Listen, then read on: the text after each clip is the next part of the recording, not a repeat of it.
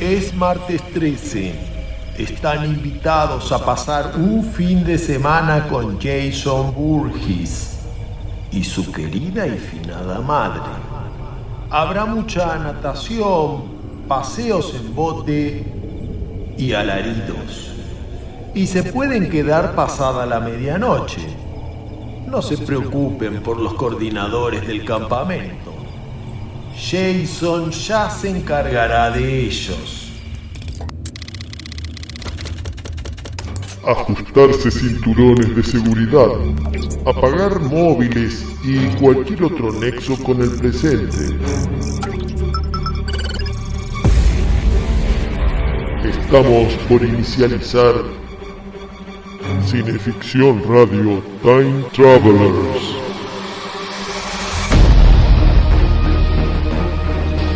Escudriñando el pasado presente del universo del terror y lo fantástico. Cineficción Radio Time Travelers, por el éter de Metroficción Radio. Textos: Darío Navia. Relatos: Chucho Fernández.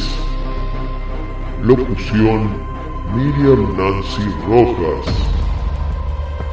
Producción general: Juan Carlos Moyano. Respaldan Estudio Iacona, Registro de Marcas y Patentes. La Bitácora, Gastrobar y Cervecería.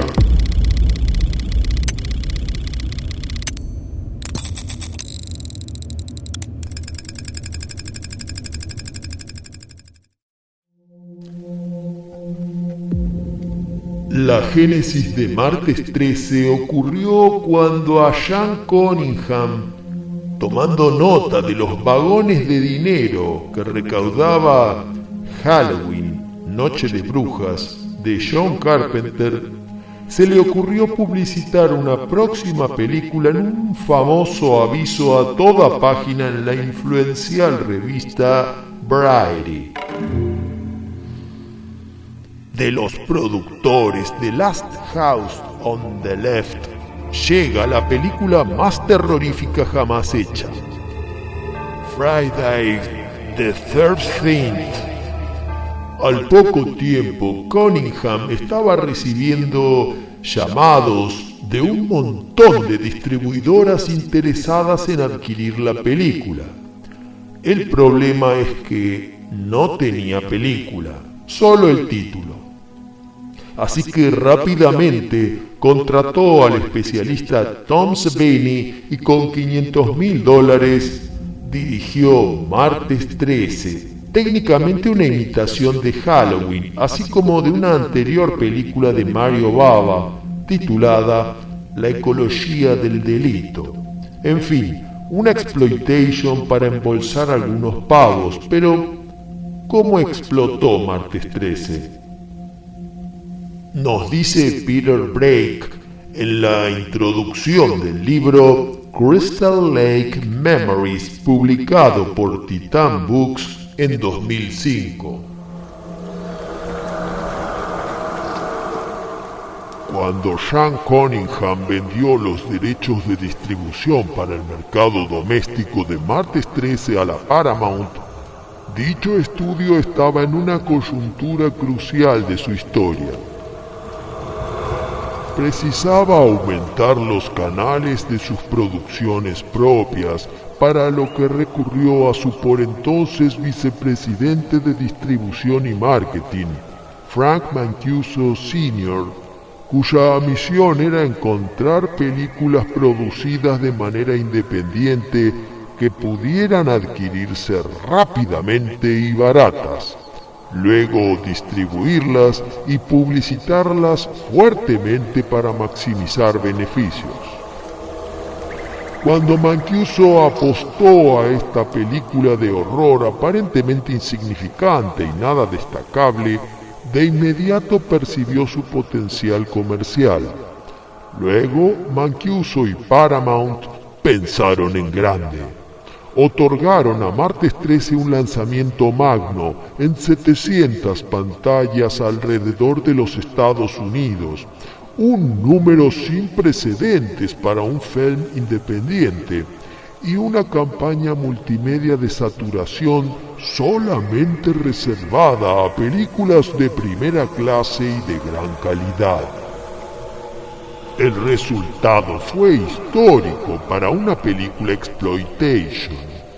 Martes 13 no solo acarreó un gran éxito, sino que contribuyó a crear un nuevo paradigma en la dinámica de la creación, comercialización y exhibición.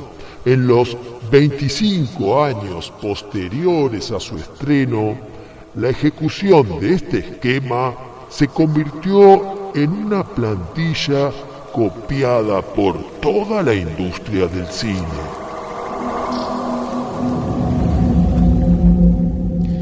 Cunningham no fue el único al que se le ocurrió imitar a Halloween.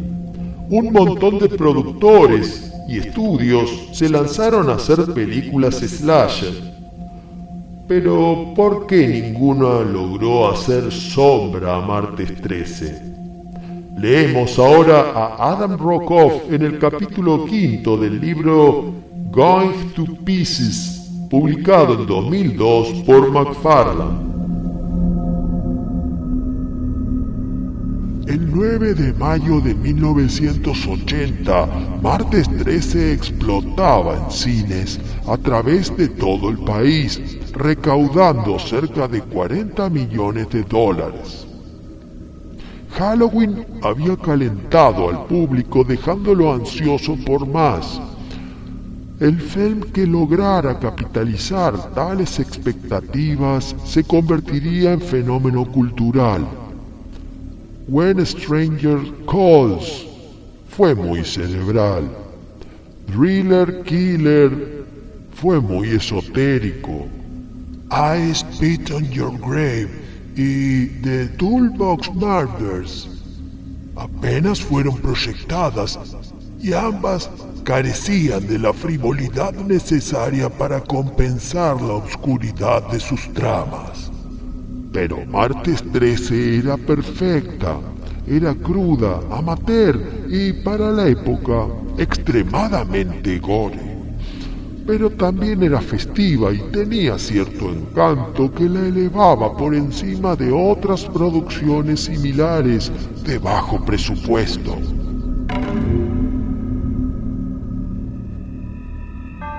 Al principio dijimos que Jason se encargaría de los coordinadores del campamento, pero todos ustedes ya han visto las películas y saben que en la primera Martes 13 Jason no mata a nadie y que tardaría un par de películas en encontrar esa máscara de hockey que lo convirtiera en habitante de la cultura popular. Así que esta noche nos adentramos en un campamento taciturno y sombrío a orillas de un lago surcado por el canto de los grillos y el escalofrío. Somos Chucho Fernández y Darío Labia, Time Travelers, rumbo a un campamento otoñal que sus carpas levanta y una fogata alimenta en Martes 13, 1980. Artista invitado Pablo Martínez Burquet.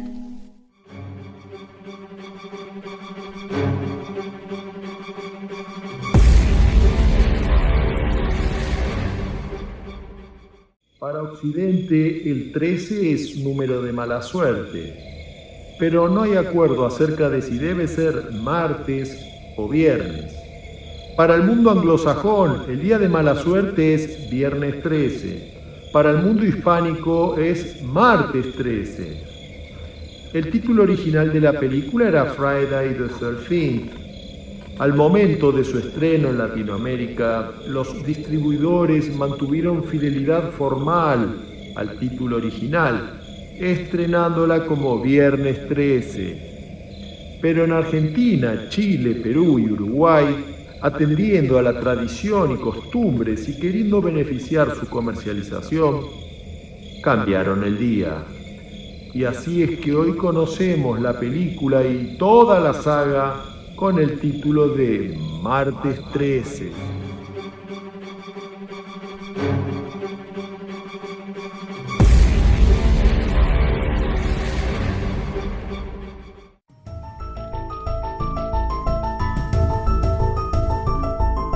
Estamos escuchando Cineficción Radio, con la conducción de Chucho Fernández y Darío Labia. Espeluznantes historias de terror.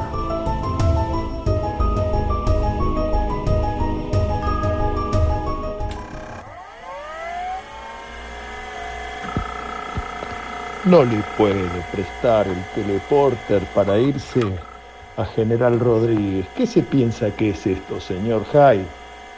¿Un reparto de verdulería, de almacén? Mira, querido, a mí, hablale bien, te hablo bien. Yo le voy a hablar como corresponde, porque él me está provocando. No te está provocando, te está diciendo algo que tiene criterio. ¿Qué va a tener criterio? Mira, yo quiero el teleprompter, ese, para... Tengo que ir a hacer algo a Bariloche en el año 82. Y necesito que me lo presten, no te ortivé. El año 82, Bariloche, ¿qué dejaste ahí? ¿Dejaste algún hueso, algún muerto? No es que nada, quiero ver si me encuentro con el que es un reencuentro. Con una piba. No, que una piba, para vos todos son minas. No, bueno, pero ¿para qué creía el pasado? Es asunto mío. Bueno, me vas a prestar el telecoso para... Tengo que viajar, que Darío. A ver, por favor, viejo. Cineficción Radio. Espeluznantes historias de terror.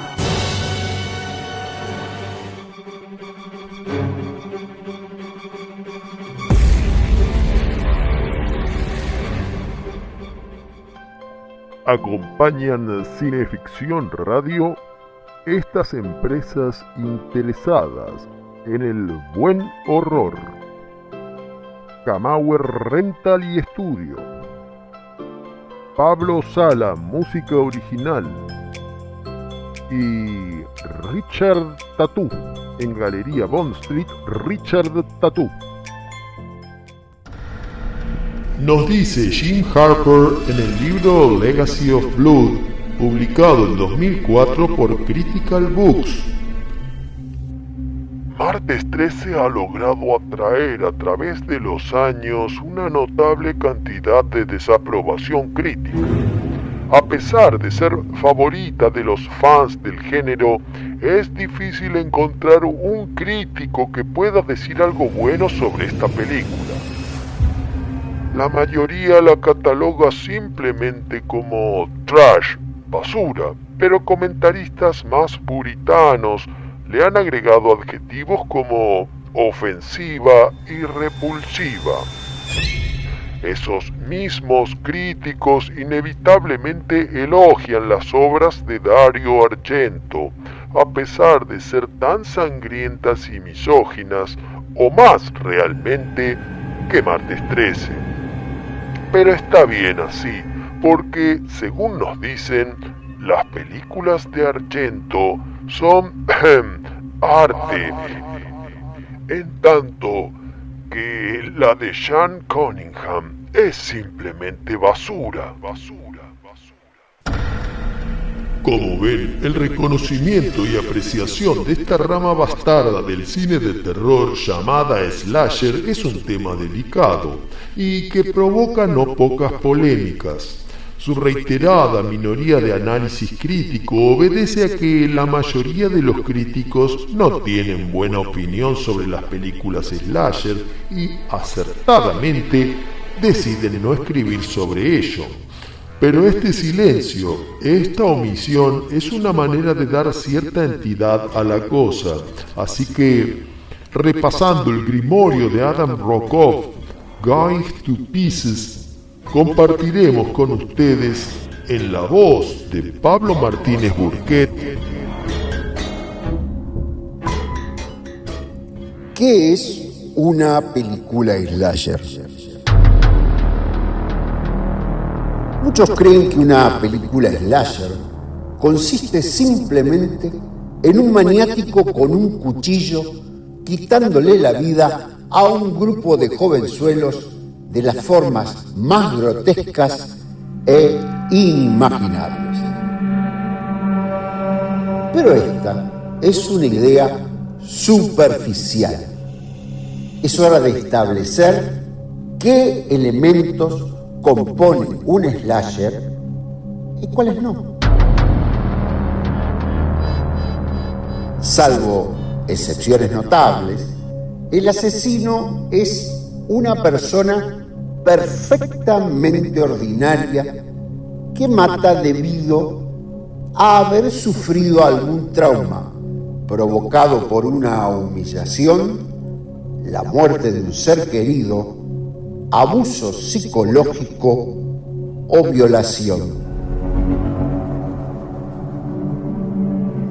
Tampoco el asesino es siempre varón. En varias ocasiones, por ejemplo, la primera, Friday the 13th, resulta ser mujer. La eventual inmortalidad o invulnerabilidad de estos sujetos está regida no por las reglas del mundo sobrenatural o de la fantasía, sino por las premisas de los ejecutivos de los estudios, que los precisan vivos para sus siguientes películas y así aspirar a las siempre bienvenidas sagas y, ¿por qué no?, franquicias. El asesino no suele torturar a sus víctimas, solo se dedica a matarlas de manera rápida y certera, con una cuchillada directa a un órgano vital o una decapitación, técnicas mucho más humanas que cualquier tortura prolongada. El arma utilizada usualmente por los asesinos de películas slashers es el cuchillo, o bueno, cualquiera de sus variantes: espada, navaja, hacha, motosierra, machete, taladro, flecha, martillazo, lanza, sierra. Incluso, en ocasiones, estas armas provienen del mundo de la jardinería o la granja: una guadaña, tijeras de podar, horquillas, una hoz.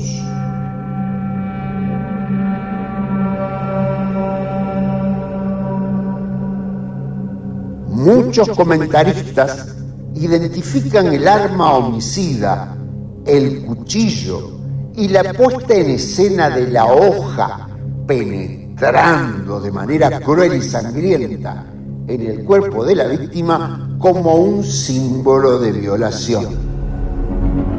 Pero esta es una hipótesis peregrina, pues en las películas slasher las víctimas son varones y mujeres por igual. El cuchillo no es un pene figurado. Las películas slashers no tienen sesgo marcado hacia ningún género en particular. Las películas slasher transcurren en ambientes afines al público al que van dirigidas. Esto es, a los adolescentes. Campus de universidades, campamentos veraniegos, escuelas secundarias e incluso tranquilos y apacibles barrios suburbanos. Sea el escenario que sea, el factor común es el aislamiento que las potenciales víctimas experimentan del mundo de los adultos o de las fuerzas del orden. Usualmente, las películas slasher se inician con un prólogo ambientado lustros o décadas atrás, en que se ponen en escena los acontecimientos traumáticos que darán pie a la venganza del asesino. Este cliché tiene dos claras motivaciones.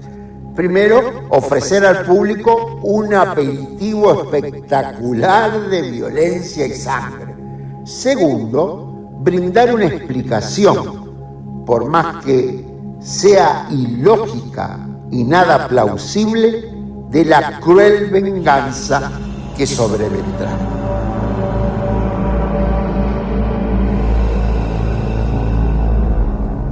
Uno de los lugares comunes de quienes cuestionan la moral de las películas slasher es el paradigma de que las chicas que pierden su virginidad son las que mueren, en tanto que las que se mantienen vírgenes se salvan e incluso son las que vencen al asesino. Pero más allá de Halloween, Terror Train o A Nightmare on Elm Street, es otra hipótesis peregrina, pues hay muchas más películas slasher en que las chicas buenas y las no tan buenas son asesinadas por igual. Otra observación infundada es que las películas slasher funcionan como advertencia contra las relaciones premaritales y el sexo promiscuo. La explicación de que muchas muertes ocurran luego de que sus víctimas tengan sexo no es por ninguna bajada de línea reaccionaria, sino que se trata simplemente de una técnica exploitation, ofrecer al espectador una pequeña dosis de desnudos y sexo perenne atractivo en todas las marquesinas. Lugar común típico de los comentaristas es asumir que la utilización de la cámara subjetiva como el punto de vista del asesino sugiera la identificación del espectador con tal personaje. La utilización de la subjetiva, en la mayoría de los casos, responde a ocultar la identidad del asesino y también a imitar el famoso primer asesinato de Halloween mostrado por Carpenter con dicha perspectiva.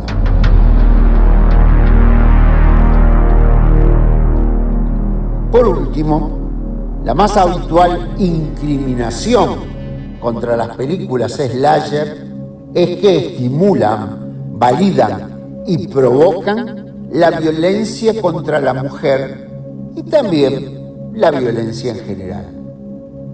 En la historia del entretenimiento del siglo XX, el horror ha sido habitualmente el chivo expiatorio para aplicar censura y restricciones, hábito típico de aquellos elementos de la sociedad que abrazan convicciones conservadoras, y es un hecho que se ataca aquello que se teme.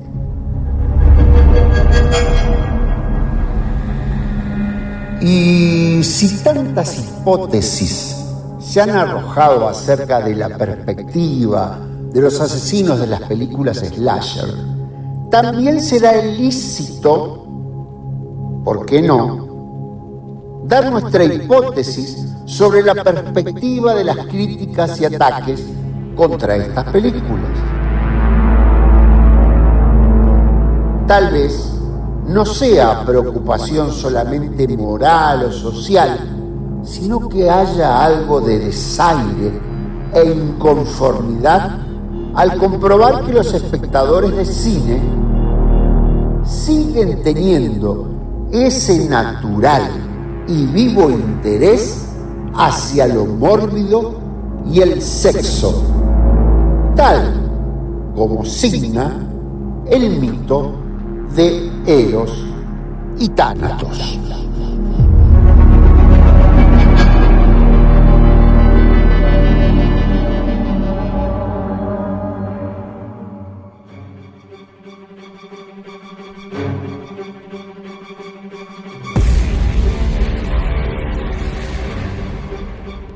Reporte de un Time Traveler. 1980 tuvo en las pantallas de Estados Unidos 2 hits en lo que respecta al fantástico. Para la ciencia ficción fue la esperada The Empire Strikes Back, es decir, El Imperio Contraataca. Y para el horror, a pesar de haberse estrenado películas de prestigio y gran reparto como The Shining de Stanley Kubrick o Dressed to Kill de Brian De Palma, la más taquillera del género fue Friday the 13th de Sean Cunningham. En Argentina, 1981 fue un año milagroso para el cine de terror, pues se lo consumió de manera ávida y febril, según lo atestiguan las 40 películas de dicho género estrenadas durante la temporada. En un lapso de 6 semanas de invierno se lanzaron El Resplandor, Vestida para Matar y Martes 13. Aunque entre nuestro público el film de Cunningham no la tuvo tan fácil. Se mantuvo 5 semanas en cartel. No todos lo saben.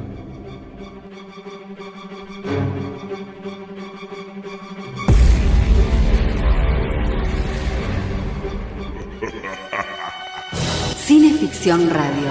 Espeluznantes historias de terror.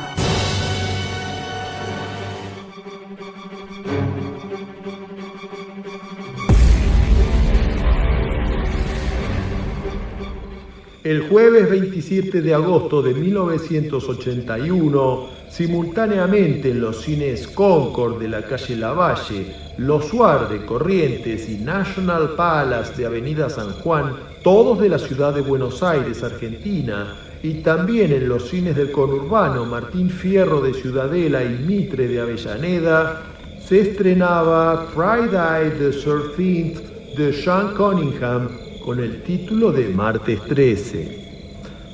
Aún los spoilers no se habían inventado. Por entonces la gente aún iba al cine a ver películas, no a consultar sus móviles. Por eso, en su segunda semana de exhibición, la agencia publicitaria armó un ingenioso aviso en que se enumeraban las víctimas mortales del asesino. Pero un momento, si vemos la película nos daremos cuenta de que no hay tantas muertes como se ve en el aviso. ¿O acaso sí?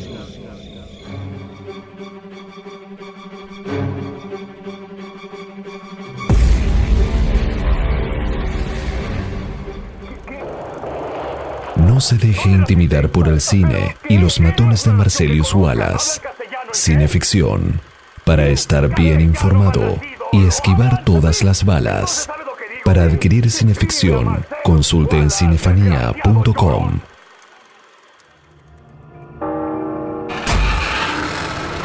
Cineficción Radio. Aquí en 24/7, domingos 20 horas. Con Darío Labia y Chucho Fernández recorrerás espeluznantes historias de terror. Buenos Aires, Argentina. Siempre se habla de la mamá de Jason Voorhees, pero ¿qué hay acerca de su padre? En 1986, Don McLaughlin realiza Martes 13-6, Jason Vive, en la que se pretendió añadir un epílogo acerca del padre de Jason, pero Frank Mancuso Jr., encargado de producción de Paramount, no estaba convencido de lanzar una línea argumental acerca de semejante personaje, pues ni bien se lo mostrara o mencionara, en las siguientes películas habría que desarrollarlo. Ese mismo año, sin embargo, Paramount dio luz verde para una novelización de la película, escrita por Simon Hawke y publicada por Signet Books, en la que sí se incluyó al personaje del señor Elijah Burgess, un sujeto malvado y abusivo para con su esposa y su hijo Jason. La buena recepción de este volumen en pleno furor de los paperbacks From Hell llevó a la editorial a encargar al autor novelizaciones de las 3 primeras películas. A continuación, les compartimos el prólogo de la novelización de Friday the 13th de Simon Hawke, publicada en 1987 por Signet Books. La noche es el mejor momento para los relatos. Está oscuro. Lo que no puedes ver en la oscuridad, lo imaginas. Los sonidos que no escuchas de día resuenan de noche de manera significativa, ominosa. Un leve rumor entre los arbustos, un tenue crujido en la escalera frente a la puerta del dormitorio. Quizás solo sea el viento, quizás solo sean los sonidos de la madera por la noche. Quizás. Pero esos ruidos nocturnos pueden ser perturbadores. Los ruidos en la oscuridad hacen que la imaginación proyecte lo que el ojo no alcanza a ver. La imaginación se alimenta de la oscuridad y por la noche suele tener hambre.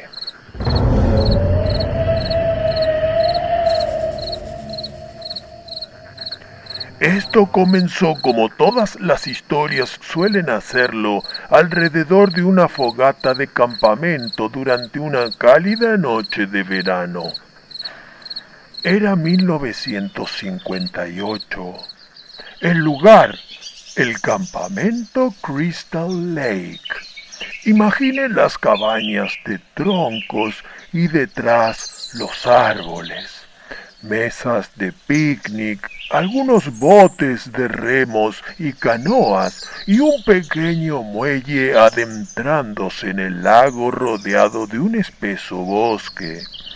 Había 1000 lugares iguales a ese. Campamentos de verano gestionados con presupuesto limitado por familias de pueblos pequeños. Lugares que permanecían cerrados la mayor parte del año sin actividad. El campamento Crystal Lake no era precisamente uno de esos lugares grandes y bien provistos con una flota de botes a pedal, un corral lleno de caballos, ni una pequeña fortuna en artículos deportivos.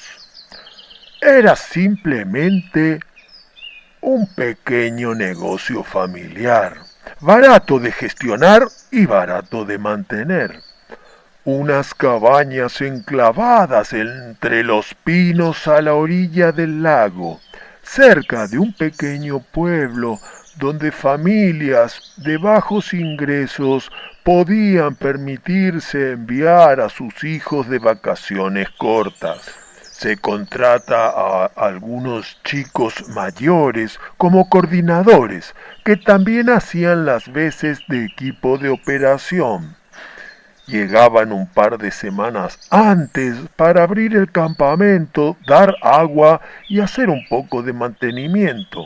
A cambio tenían la oportunidad de vagar por el bosque, relajarse y divertirse ellos mismos un poco. Para ellos era mejor perspectiva que encargarse de las frituras en algún McDonald's. Los coordinadores se hacían cargo de los chicos cuando llegaban. No había mucho más que hacer. Tal vez al comienzo de la primavera había que contratar a algún fontanero para reparar algún caño o tubería congelada durante el invierno. El negocio prácticamente se manejaba solo. ¿Qué podía salir mal?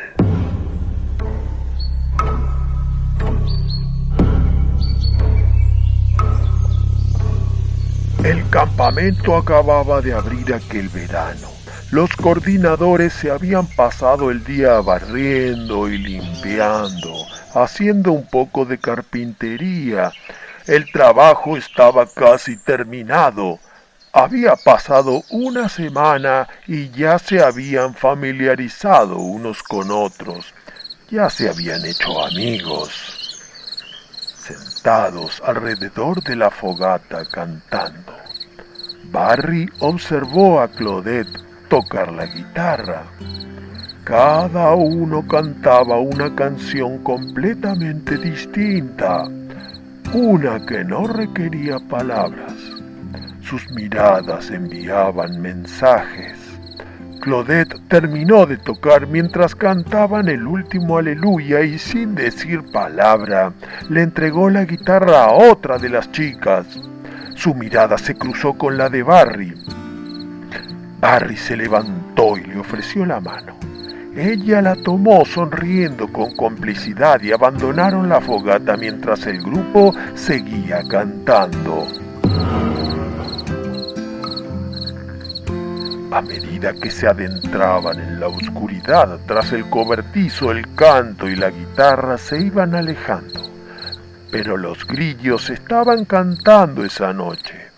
Claudette vaciló a la entrada del cobertizo. Barry la llevó gentilmente de la mano, guiándola a través de la penumbra del interior. Cerró la puerta tras de sí y encendió un farol. Al darse vuelta, Claudette se arrojó a sus brazos, uniendo sus labios a los de él en un largo beso. ¿Miriam besa tan bien como yo?, preguntó tímidamente ella. ¿Cómo voy a saberlo? Mentiroso. ¿En serio? De nuevo la tomó de la mano y la guió escaleras arriba. Dijiste que éramos especiales. Yo me refería en todo. Era como si leyera un libreto usado antes por incontables parejas de jóvenes, como si actuara los pasos previstos para el ritual del cortejo. Un acuerdo tácito sellado con miradas cómplices y besos prolongados. Las protestas simbólicas y esa necesidad a último minuto de promesas tranquilizadoras.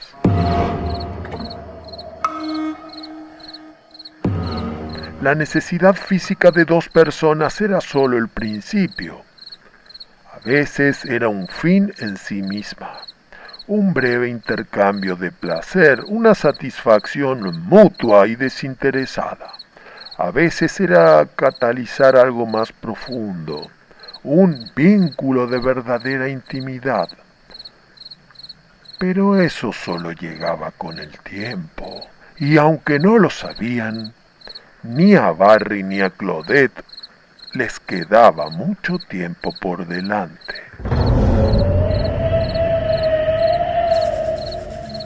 Mientras se acomodaban apretándose y abrazándose sobre la manta que habían extendido en el piso, abajo, la puerta del cobertizo lentamente se abrió. Pasos suaves, apenas audibles, subiendo las escaleras, la música de la pasión juvenil ahogaba el sonido de los pasos que se acercaban sigilosamente. Un ligero crujido, los pasos se detuvieron, pero no lo oyeron. Claudette gimió y se quedó rígida al sentir la mano de Barry jugueteando con la cremallera de sus pantalones cortos.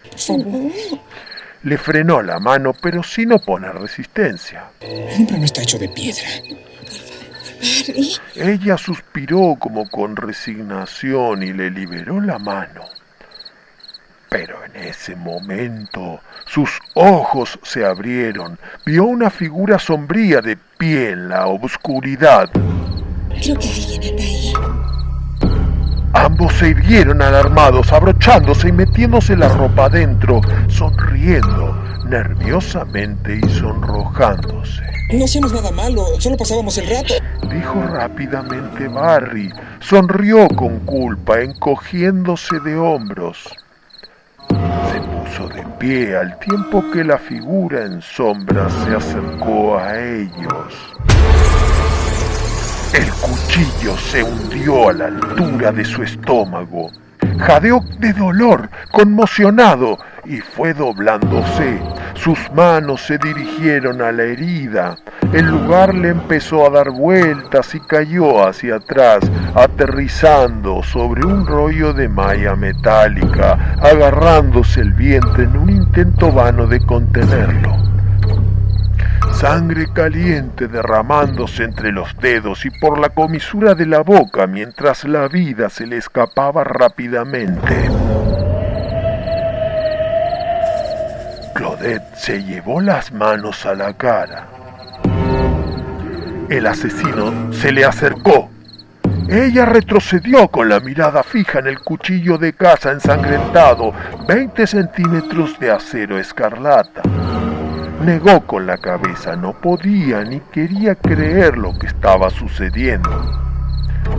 Gimió, quiso lanzarse a la izquierda y luego a la derecha, pero el asesino seguía sus movimientos bloqueándole la huida y acortando lentamente la distancia que lo separaba de ella. Presa del pánico, buscó refugio tras una pila de cajas, agarrándolas y tirándolas, retrocediendo, buscando desesperadamente una salida, pero estaba acorralada. De repente sintió la pared tras su espalda. Ya no había escapatoria. Gritó al ver el cuchillo reluciente elevarse antes de su rápido descenso. Fue como un rayo de fuego en su pecho, un dolor ardiente e incandescente, más agonizante que cualquier otra cosa que hubiera sentido jamás. La hoja entró profundamente desgarrando su carne, hundiéndose hasta la empuñadura. Volvió a subir y bajar arriba, abajo, una y otra vez más. Claudette ya no gemía, pero el asesino seguía apuñalándola como una máquina desbocada. Por encima del sonido del metal golpeando la carne y el hueso a lo lejos, seguía oyéndose el canto alrededor de la fogata.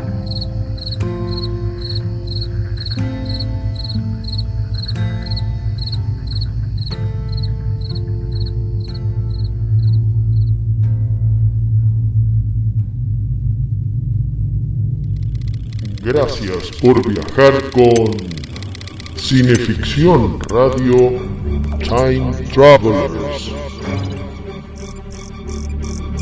Textos: Darío Labia. Relatos: Chucho Fernández. Locución: Miriam Nancy Rojas.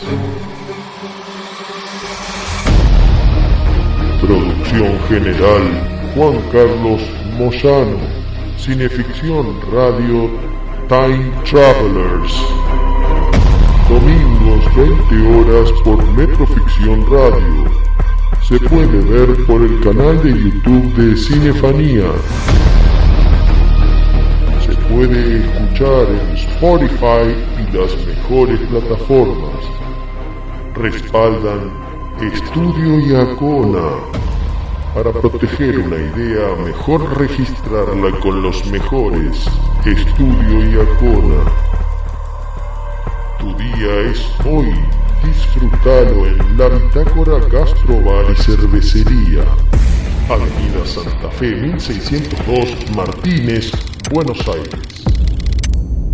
Será hasta el próximo domingo a las 20 horas y adiós fantasmas.